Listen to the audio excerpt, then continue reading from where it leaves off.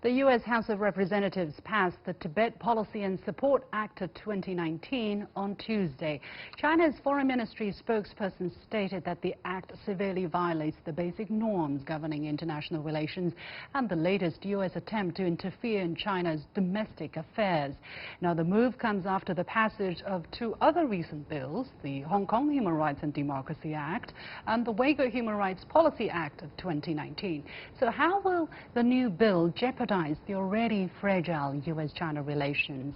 I'm joined by Xiao Jie, Associate Research Fellow at the China Tibetology Research Center for a discussion. So before we go into the discussion, I just want to highlight some of the key points of this bill. For instance, according to the lawmaker who introduced the bill would establish as U.S. policy that the succession or reincarnation of Tibetan Buddhist leaders, including a future 15th Dalai Lama, is an exclusively religious matter that should be decided solely by the Tibetan Buddhist community, and that the bill sends a clear message that Chinese officials who interfere in the succession or reincarnation process will be subject to targeted financial, economic and visa-related sanctions. And the bill mandates that no new Chinese consulate should be established in the United States until a U.S. consulate is established in Tibet's historical capital of Lhasa. Finally, but let's take a look at the response from the Chinese government to this latest bill. Well, the latest response from the bill says by the spokesperson of the Ministry of Foreign Affairs is that the Tibet-related issue is not an ethnic or religious issue, nor is it a human rights issue, but a major principal issue concerning China's sovereignty and territorial integrity. So, Mr. Xiao, and I have just been told that I'm joined by Victor Gao, who is Vice President of the Center for China and Globalization, but I'll go to Mr. Gao in just a moment. Let me go to Mr. Xiao here in the studio. What do you think is the intention of the United States House of Representatives to pass this bill at this particular moment? I understand it took about 4 months for this whole bill to go through the House, faster than some of the bills that I mentioned, for instance, on Uyghur issue or on China's Hong Kong Special Administrative Region. Why? I think there are many ways to understand the intentions of this bill. From a very big picture, I can see that it's the deterrence of China's peaceful rise. You know, currently the U.S.-China relations is facing a great transformation. As early as in the late Obama period, more and more American strategists are beginning to talking about the tipping point of U.S.-China relations. And nowadays, especially after Donald Trump has become the president, the China-U.S. relations has met more and more challenges. So that is why we can see that, for example, last year, there are more and more China-related bills that are raised in the Congress. That is the deterrence. Actually, yeah, if you think about it, you have the Hong Kong Act, you have the Uyghur Act, you have Tibet, you have also related act about Taiwan. So what is the U.S., what are these Congress people trying to do? What are these politicians trying to do here? As I just mentioned that China-U.S. relations is experiencing the great transformation. So nowadays, the Congress, the President, the bureaucrats, and also different parties within the Congress are trying to seek the power of agenda making to make the China policies.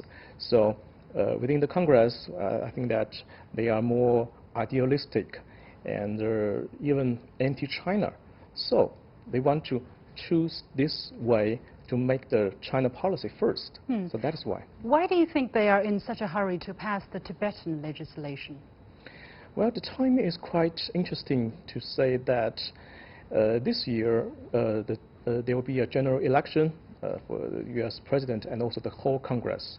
So before that, the different issues should be raised, the different policies should be made, just to avoid that the general election will just decrease the attention from the public opinion.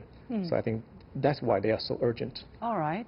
Well, let's take a look at this issue of reincarnation, and I want to ask my guest, my dear guest, Victor Gao. This point is essential, and it is stated that the purpose of the bill is to oppose any effort by the government of the People's Republic of China to identify or install Tibetan Buddhist religious leaders in a manner inconsistent with the established religious practice and system of Tibetan Buddhism, and ensure that the identification and installation of the Tibetan Buddhist religious leaders, including a future 15th Dalai Lama, is determined solely within the Tibetan Buddhist faith community in accordance with the universally recognized right to religious freedom. So this is what the bill says.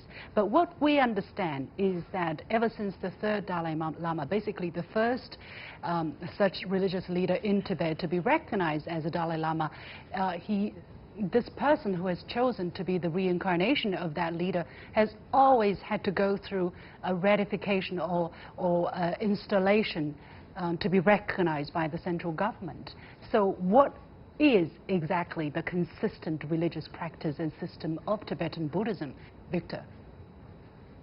Well, first of all, this passed a bill by the U.S. House of Representatives, at least concerning the reincarnation issue, is in itself a major violation of the Tibetan religious tradition in itself, and it is an abuse of the Tibetan belief in its totality. Why? Because we know that the institution of the Dalai Lama itself was created with the consent of the Chinese emperor many hundreds of years ago. And ever since the fifth Dalai Lama was instituted, and all the subsequent Dalai Lamas need to go through a process involving the final approval of the Chinese emperor in the Ming Dynasty, in the Qing Dynasty, as well as in the Republic of China period by the central government, and as well as in the People's Republic of China period by the central government. This is part of the Tibetan tradition. This is part of the tradition of the institution of the Dalai Lama itself. Therefore, the U.S. House of Representatives is barking at the wrong tree, because what they are doing is a complete abuse of the Tibetan tradition, is a complete violation of the Tibetan religious belief. Therefore, I think this is null and void, and it will only create more indignation among the Chinese people against such gross violation of the Tibetan culture, Tibetan religion, as well as the Chinese sovereignty over Tibet. Basically the current, the incumbent Dalai Lama, the 14th Dalai Lama, he himself was ratified, right? He was instituted in a ceremony presided over by a special commissioner representing the then nationalist government in 1940 in Lhasa. So he actually went through exactly that process. So Mr. Xiao, I want to ask you then, has the U.S. lawmakers who introduced this bill, are they really blind to this fact, or have they chosen to intentionally ignore all of these religious facts? Because we're not talking about one Dalai Lama, we're talking at least 13 past Dalai Lamas. Each and every one of them had to get the ratification from the then central government leadership. Well, of course, I think that those congressmen or other U.S. politicians are very well knows quite well about the historical tradition and the religious ritual of Tibetan Buddhism, especially the reincarnation of living Buddhas.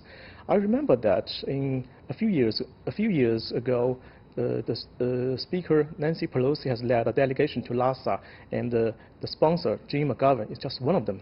The sponsor of this latest bill? Yes. So, of course, he is quite informed by the scholars. Why did they choose to ignore that and try to twist the narrative, saying, you know, it is China's central government interfering in the religious affairs in Tibet, which is totally untrue? Well, the truth is that they raised this bill not based on the moral standard, but based on the political calculation. What do you think is the political calculation? Well, it's a very long story. We can just speak in a very short way that the current 14th Dalai Lama is the leader of the current Tibetan independence movement. And so the next Dalai Lama is presumed to be also the leader of the future Tibetan independence movement. So they cannot tolerate that the future Dalai Lama is chosen by the central government of China. They want to choose their own Dalai Lama. I want to mention very quickly about some basic facts, because the premise of such a bill is that the religious freedom of Tibetan people are being infringed upon, and that they are not able to practice the Tibetan Buddhism and so on and so forth. But actually, from numbers that are public that can be found very easily, the number of religious institutions, for instance, in Tibet are over or nearly 1,800. So that means if you give the population of Tibet, which is 3.4 million, that means for every 2,000 people there is one religious venue, and there are monks, about 46,000 monks, meaning every monk, one monk for every 75 people in Tibet. So what is the religious situation in Tibet? I think these numbers are very telling themselves, Mr. Xiao. Well, we're just talking about the status of Tibetan Buddhism. And apart from Tibetan Buddhism, there are also mosques and Christian believers. Yes.